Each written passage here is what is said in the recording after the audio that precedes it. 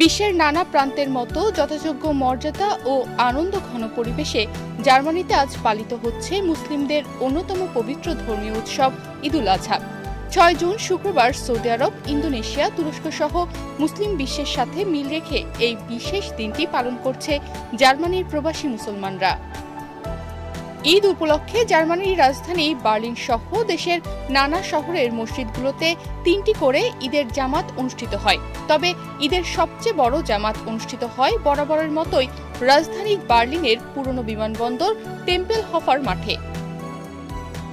নামাজ শেষে প্রবাসীরা একে অপরকে কোলাকুলি ও সালামের মাধ্যমে ঈদের শুভেচ্ছা জানান। দোয়া করা হয় প্রিয় স্বদেশ, বিশ্ব মুসলিম উম্মাহ এবং প্রবাসে থাকা সকলের শান্তি ও সমৃদ্ধির জন্য।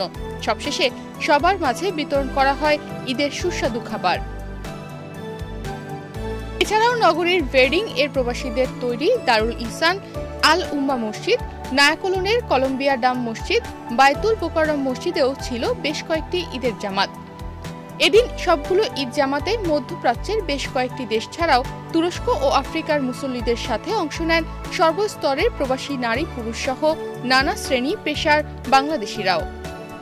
জামাত শেষে প্রবাসীরা একে অপরের সাথে ঈদের শুভেচ্ছা বিনিময় করেন। মঙ্গল কামনা করে দোয়া করা হয় জাতি, ধর্ম, বর্ণ নির্বিশেষে দেশবাসী সহ সর্বস্তরের প্রবাসীদের জন্য। সবার মাঝে বিতরণ করা হয় ঈদের সুস্বাদু খাবার। তবে মুসলিম প্রধান দেশগুলোর মতো খোলা জায়গায় পশু কোরবানির অনুমোদন না থাকায় ঈদ জামাতের পরপরই প্রবাসীরা ছুটে যান কোরবানির জন্য রাখা নির্দিষ্ট স্থানে। নিউজ ডেস্ক, বাংলাদেশ প্রতিদিন।